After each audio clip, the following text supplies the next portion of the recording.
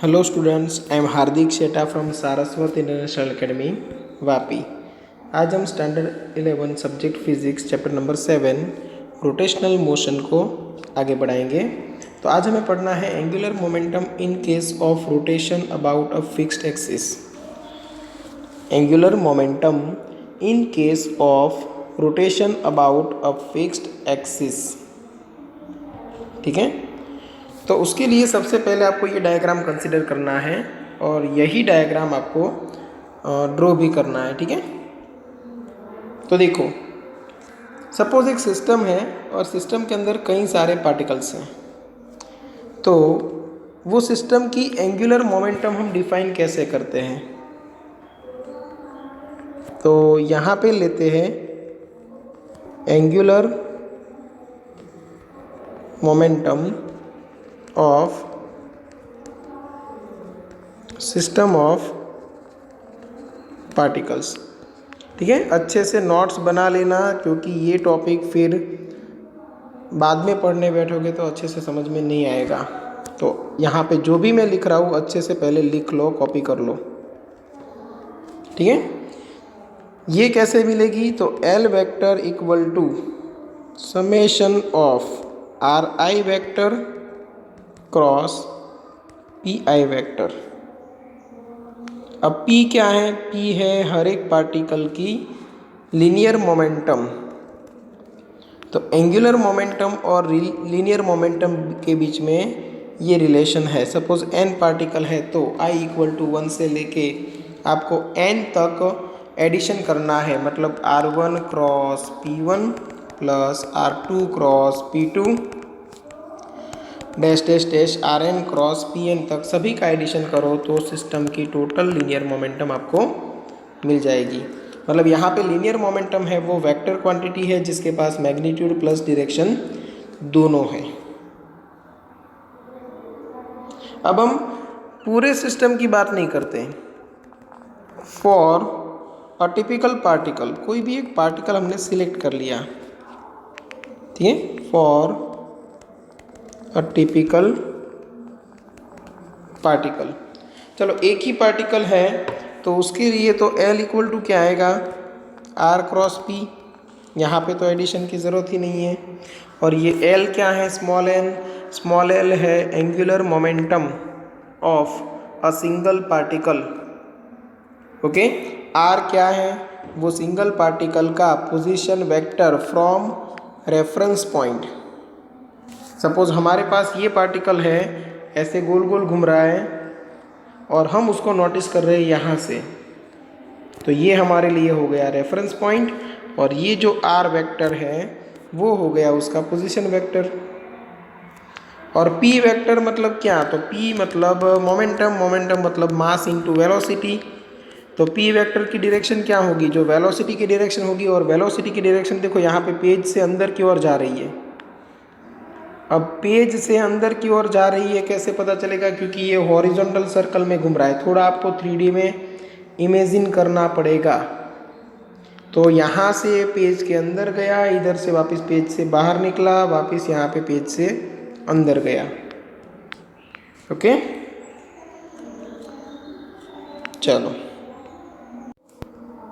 Okay, तो अब यहाँ पे अच्छे से समझना, अदरवाइज फिर यहाँ से समझना बंद किया तो पूरा टॉपिक समझ में नहीं आएगा। तो अच्छे से ध्यान देना। आर वेक्टर है क्या, तो यहाँ पे मैं लिख देता हूँ फ्रॉम फिगर।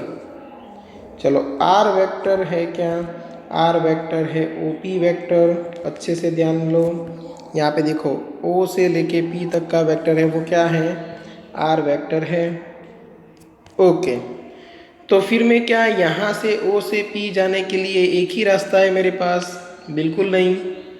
हमारे पास O से P जाने के लिए एक ये रास्ता है, दूसरा रास्ता O से हम C जाए और C से P जाए। और OC और CP का अगर मैं वेक्टर एडिशन करूँ तो वो मुझे डायरेक्ट OP ही मिलेगा। मतलब या तो मैं OP लिखूँ या तो मैं OC प्लस CP लिखूँ। ठीक है, चलो तो आर वेक्टर क्या है, ओपी वेक्टर इक्वल टू मैं लिख सकता हूँ OC vector plus CP vector.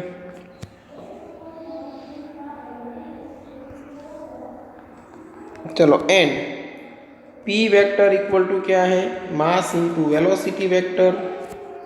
अब ये जो इक्वेशन है समझना, हाँ, ये जो इक्वेशन था उसको हमने नाम दिया था इक्वेशन 1 और ये जो इक्वेशन है उसको हम नाम दे रहे हैं इक्वेशन 2।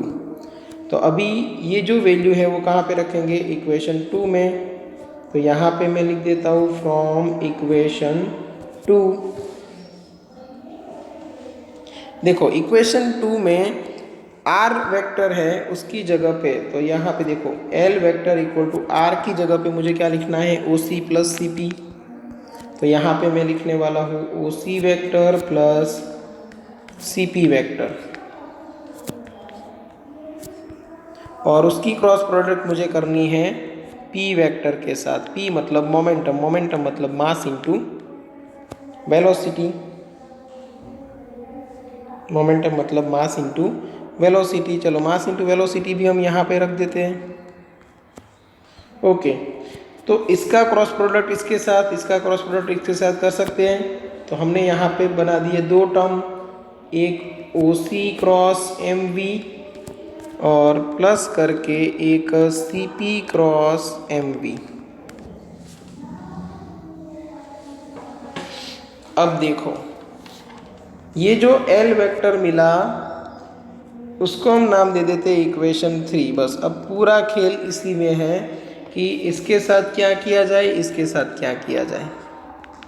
ठीक है, तो 1 बाय 1 हम समझते हैं। तो यहाँ पे देखो हियर, चलो ओ C cross M V vector, उसकी डायरेक्शन क्या रहेगी, देखो ओ सी किधर है, ऊपर की ओर,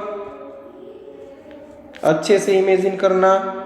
ठीक है, ओ सी है वो ऊपर की ओर और यहाँ से वी वेक्टर है वो पेज से अंदर जा रहा है। तो ओ सी क्रॉस मुझे वी करना है तो वो मुझे मिलेगा टूवर्ड्स सेंटर। सपोज मैं यहीं पे ओ सी वेक्टर ऊपर की ओर कर दूं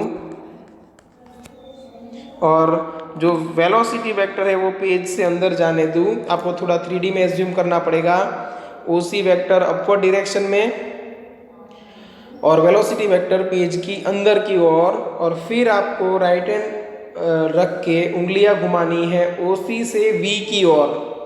तो आपका जो थंब है वो पॉइंट करेगा टूवर्ड्स सेंटर, मतलब रेडियल डायरेक्शन में। ठीक है, तो ये हो गया परपेंडिकुलर कंपोनेंट। ठीक है, तो O C cross M V है, उसके लिए फिर आपको मिलेगा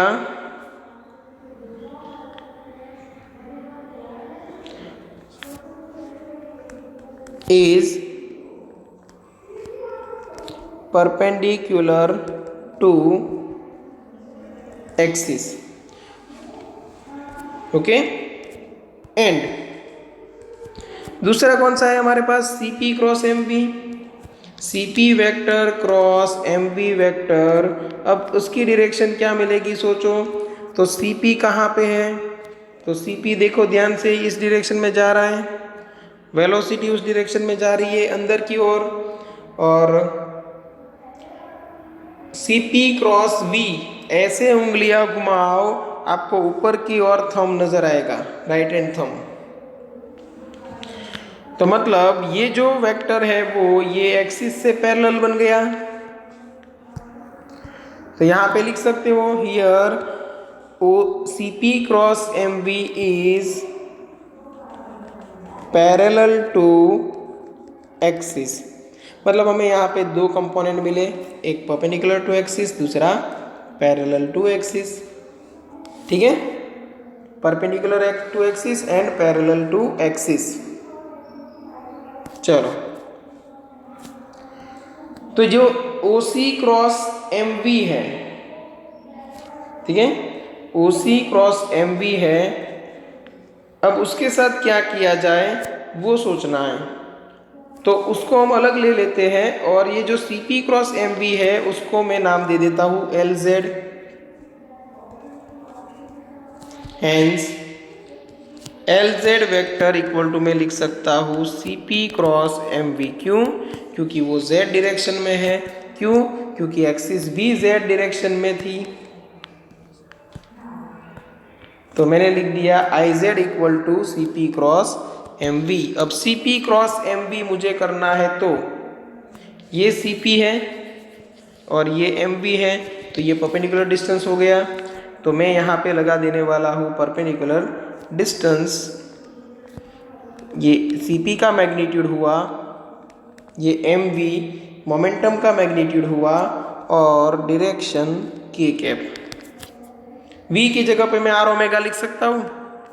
तो ये पूरा मुझे मिल जाएगा M into R perpendicular square into omega, और ये के कैप। इन यहाँ पे रीजन लिख दो, v इक्वल टू हमने क्या किया है, आर ओमेगा। ये एल जेड मिल गया। इक्वेशन 3 पे वापस आ जाओ। तो हमने यहाँ पे लिख दिया फ्रॉम इक्वेशन 3, तो मुझे एल जो मिलेगा, या तो टोटल मोमेंटम अगर मैं ले लूँ एल, पहले तो एल ले लेते स्मॉल एल। चलो, तो स्मॉल एल में ये जो मेरा है वो क्या बन गया, एल जेड वैक्टर प्लस बाकी जो बचा O C cross M B, वो मैं एज इट इज लिख देता हूँ, O C vector cross M B vector. Hence total momentum of system, तो वो बनेगी L vector equal to summation of all L Z vector plus summation of all O C cross M V vector. और O सी में भी मुझे आई रखना पड़ेगा, M we में भी आई, और एल जेड में भी आई, तो एल आई जेड कर देता हूँ। ठीक है, अब अच्छे से ध्यान में लो। फॉर, अब देखो बॉडी है वो सपोज सिमेट्रिकल है। For rigid body with symmetry, मतलब दोनों साइड सेम है, तो क्या होगा देखो। अभी ये ओ सी क्रॉस एम बी की डायरेक्शन हमें कौन सी मिली थी, ओ सी क्रॉस एम बी की डायरेक्शन हमें मिली थी टूवर्ड्स सेंटर। तो वो तो इस तरफ कोई पार्टिकल होगा, उसकी इस तरफ मिलेगी। देखो दोनों एक दूसरे से opposite, cancel out. Same way कोई पार्टिकल यहाँ पे है तो इस तरफ मिलेगी, तो यहाँ का पार्टिकल है उसकी उस तरफ मिलेगी। In short O C cross M B component सभी का एडिशन करो तो टोटल 0 हो जाएगा। तो यहाँ पे मैं डायरेक्ट लिख दूँ, here O C vector I cap, sorry I cross M B I vector equal to 0, सभी का समेशन हो गया यहाँ पे 0। तो फिर L vector equal to only क्या मिलेगा आपको, एल जेड वेक्टर। और एल जेड क्या है, एल जेड कहाँ है, देखो ये वाला, और उसका आप समेशन करोगे तो समेशन ऑफ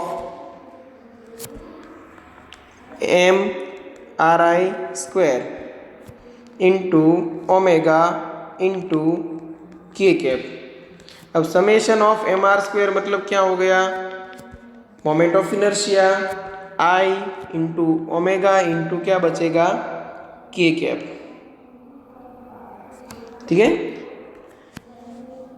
ओमेगा के लिए हमने क्यों ओमेगा आई नहीं लिखा वो भी समझो, क्योंकि एंगुलर मोमेंटम सभी पार्टिकल की सेम रहेगी, कहीं पे भी है। सपोज ये पार्टिकल ऐसे सर्कल फिनिश करेगा तो यहाँ का पार्टिकल उसी टाइम में सर्कल फिनिश करेगा, यहाँ का पार्टिकल उसी टाइम में सर्कल फिनिश करेगा। सभी पार्टिकल्स डिस्टेंस अलग अलग कवर कर रहे हैं, बट सभी की एंगुलर वेलोसिटी सेम, मतलब rotation per unit time same है, क्योंकि साथ साथ घूम रहे हैं। ठीक है ना, कोई ज़्यादा डिस्टेंस पे कोई कम डिस्टेंस पे, बट साथ साथ घूम रहे हैं। तो ये मुझे यहाँ पे मिल गया एल वेक्टर। चलो यहाँ तक क्लियर। अगर मैं dl बाई डी टी करूँ तो dl vector by D T equal to I into क्या बनेगा, D omega by D T. ठीक है ना। तो ये dl बाई डी टी है वो क्या बनता है, torque. dl by D T क्या बनेगा, टॉर्क बनेगा। और यहाँ पे I into D omega by D T मतलब क्या बन जाएगा, अल्फा। तो यहाँ से हमें पता चलेगा कि टॉर्क इक्वल टू क्या बनेगा, I अल्फा। क्लियर। तो इतना डेरिवेशन है, अच्छे से याद रखना है और साथ साथ आपको नोट्स बनाते जाना है। ठीक है। ऐसा लगे तो वीडियो फिर से देखो, अच्छे से समझो। हमने क्यों यहाँ पे दो कंपोनेंट मिलते थे, उसमें सिमेट्रिकल बॉडी के लिए इसको कैंसिल ज़ीरो किया, क्योंकि सभी पार्टिकल्स का ये कंपोनेंट कहीं ना कहीं पे कैंसिल आउट होता था। और ये कंपोनेंट रखा Cp क्रॉस एम और Cp क्रॉस एम मिला था mr स्क्वायर ओमेगा। और mr स्क्वायर ओमेगा का जब हमने एडिशन किया तो पता चला ये mr स्क्वायर का एडिशन है वो मोमेंट ऑफ इनर्शिया I है। तो L का एक सिंपल फॉर्मूला बन गया I ओमेगा, जैसे P का बनता था mv। तो P क्या था, मोमेंटम। तो L क्या है, एंगुलर मोमेंटम। ये इनर्शिया, तो ये मोमेंट ऑफ इनर्शिया। ये वेलोसिटी, तो ये एंगुलर वेलोसिटी। ठीक है। चलो यहाँ तक समझ में आ गया होगा। Okay.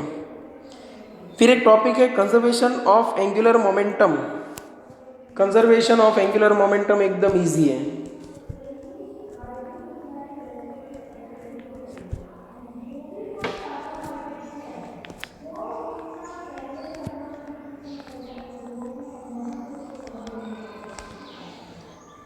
Conservation of angular momentum L vector equal to, समझना एकदम बेसिक है। अगर सिस्टम के ऊपर लगने वाला टॉर्क जीरो है, if torque equal to zero then dl by D T is also zero, then L equal to क्या बनेगा, अ कांस्टेंट वैल्यू।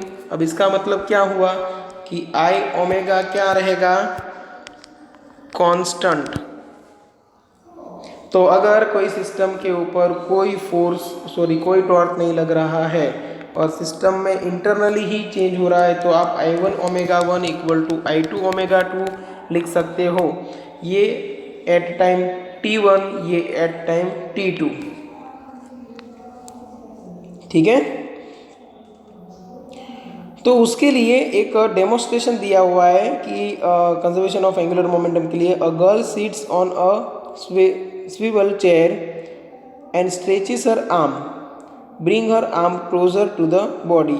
मतलब हाथ है वो फैलाती है या तो हाथ को नज़दीक लेके आती है।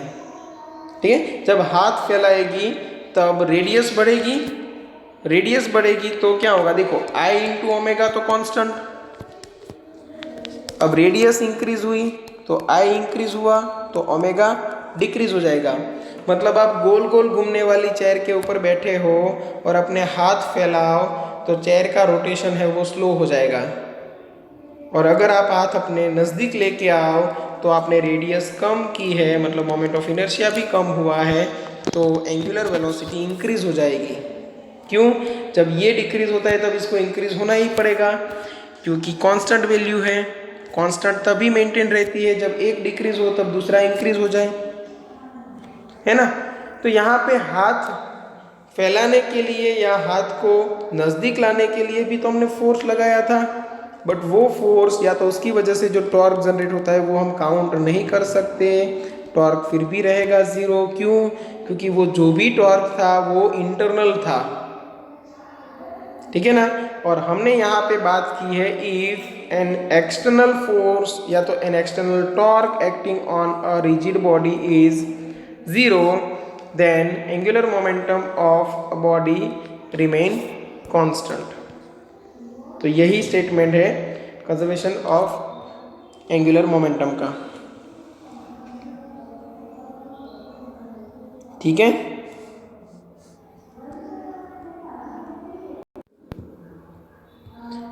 अभी यहाँ पे एक क्वेश्चन है, वो भी सॉल्व कर लेते हैं। Example 7.15। Example 7.15। A cord of negligible mass is wound round the rim of a flywheel of mass 20 kilogram in radius 20 centimetre. देखो मास 20 किलोग्राम, रेडियस 20 सेंटीमीटर आपको दिया हुआ है ये व्हील के लिए। ठीक है, ओके। तो अभी क्या करना है, देखो a steady pull of 25 newton is applied. देखो यहाँ से हम 25 न्यूटन फोर्स से खींच रहे हैं। On the cord as shown in figure, the flywheel is mounted on a horizontal axle with frictionless bearings. ठीक है, compute the angular acceleration of the wheel. एकदम इजी है, यहाँ पे आपको फोर्स तो पता चल गया,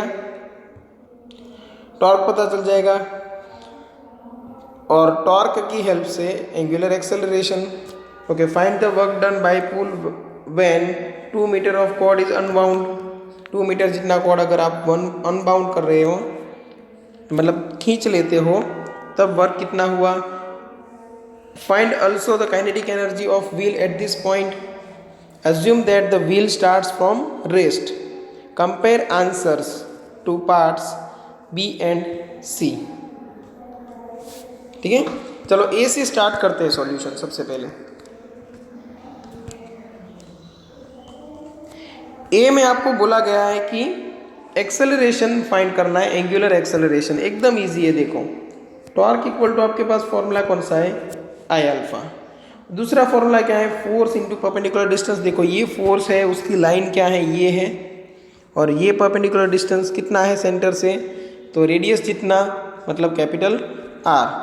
तो मतलब यहाँ पे मुझे लेना पड़ेगा force into perpendicular distance capital R. Okay, अब ये है क्या, ये है रिम। तो रिम की मोमेंट ऑफ इनर्शिया आप क्या लोगे, रिम ऑफ फ्लाई व्हील है ना, तो डिस्क जैसा काम करेगा, और डिस्क की यहाँ से पास होने वाली एक्सिस है, पेज के अंदर जा रही है समझो। तो moment of inertia of a disc about an axis passing through its centre and perpendicular to its plane, उसके लिए फॉर्मूला है हाफ mr², और इंटू हमें अल्फा निकालना है। अब यहाँ पे देखो एक आर कैंसल आउट, तो अल्फ़ा मुझे क्या मिलेगा, अल्फ़ा मुझे मिलेगा 2f डिवाइड बाई mr। बस इसमें वैल्यू रख दो, आपको आंसर मिल जाएगा। चलो 2f, तो ये 2 फोर्स कितना है 25 न्यूटन। चलो मास कितना है 20 किलोग्राम, और रेडियस है 20 सेंटीमीटर, मतलब 0.2 मीटर हुआ, मतलब ये 12.5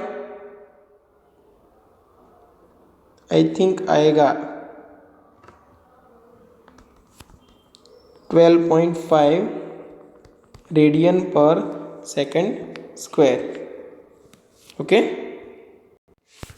ओके, सेकंड देखो, find the work done by the pull when 2 metre of cord is unbound. तो वर्क डन कितना रहेगा, फोर्स इंटू डिस्प्लेसमेंट।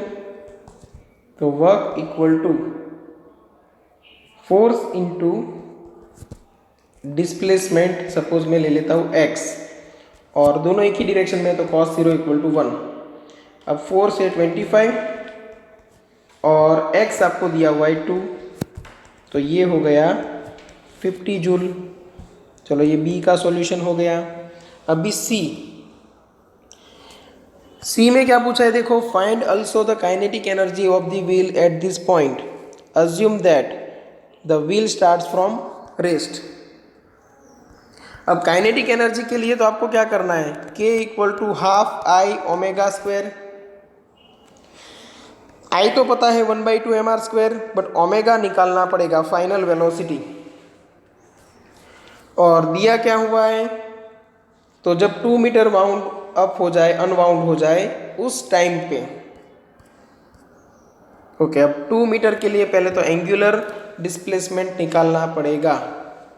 तो सबसे पहले निकालेंगे एंगुलर डिस्प्लेसमेंट। अब सोचो कि अगर 2 पाई आर जितना डिस्टेंस होता तो एंगुलर डिस्प्लेसमेंट कितना रहता? 2 पाई रहता ना, 2 पाई रेडियन जितना रहता। अब यहाँ पे तो 2 मीटर कहा है तो कितना, तो 2 into 2 pi divide by 2 pi R कर सकते हो। 2 pi cancel, 2 divide by radius, radius है 0.2 मीटर, है ना। तो सेम आपको ऐसे ही लिखना है एंगुलर डिस्प्लेसमेंट के लिए। एंगुलर डिस्प्लेसमेंट के लिए फॉर्मूला ऐसे लिखोगे, जब 2 पाई आर अनबाउंड होता है तब डिस्टेंस कवर होता है 2 पाई रेडियन जितना। डिस्टेंस मतलब समझो एंगुलर डिस्प्लेसमेंट, 2 पाई रेडियन जितना एंगुलर डिस्प्लेसमेंट होता है। तो जब 2 मीटर अनबाउंड होगा तब एंगुलर डिस्प्लेसमेंट कितना, मतलब थीटा इक्वल टू आपको मिल जाएगा 2 डिवाइड बाई आर और 2 डिवाइड बाई 0.2 मतलब 10 रेडियन का। ओके, यहाँ से आपको ओमेगा पता चलेगा कैसे, तो 2 alpha theta equal to omega square minus omega naught square 2।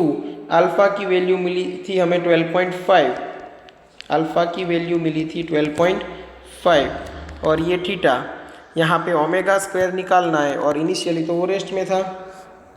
चलो थीटा भी मिल गया था ये 10, तो ओमेगा स्क्वायर मिलेगा 250, ओमेगा स्क्वायर मिलेगा 250। अब ओमेगा का यूनिट क्या होता है, रेडियन पर सेकेंड, बट ये ओमेगा स्क्वायर मिला है तो radian per second whole square unit. Okay, अब काइनेटिक एनर्जी निकालो। काइनेटिक एनर्जी होगी half I omega square, half I की जगह पे हाफ एम आर स्क्वायर और ये ओमेगा स्क्वायर, तो ये 1/2 into 1/2 into mass 20 into 0.2 whole square into omega square कितना मिला था 250, तो ये आपको मिलेगा 50 जूल। अब कंपेयर करो तो आंसर तो सेम मिला, देखो पहले भी हमें मिला था 50 जूल, यहाँ पे भी मिला 50 जूल, मतलब जो हमने वर्क किया वो काइनेटिक एनर्जी में कन्वर्ट हो गई। क्यों? क्योंकि there is no loss of energy due to friction, क्योंकि हमने यहाँ पे फ्रिक्शन काउंट ही नहीं किया है, क्योंकि यहाँ पे दिया हुआ था फ्रिक्शनलेस बियरिंग्स। ठीक है, तो लास्ट आंसर है वो भी आप टेक्स्ट बुक से लिख लेना, हमने यहाँ पे एक्सप्लेन तो कर ही दिया है। ठीक है, चलो तो ये एग्जाम्पल का सॉल्यूशन भी साथ साथ हो गया। अभी सिर्फ 2 छोटी थियरी बाकी है, एक है रोलिंग मोशन और दूसरा है kinetic energy of rolling motion और एक एग्जाम्पल। ठीक है, नेक्स्ट वीडियो में आपको वो मिल जाएगा और उसके बाद हम एक्सरसाइज का सॉल्यूशन स्टार्ट कर देंगे। ठीक है, चलो यहाँ तक अगर किसी को कोई डाउट है तो एनी टाइम कॉन्टैक्ट कर सकते हो। Thank you.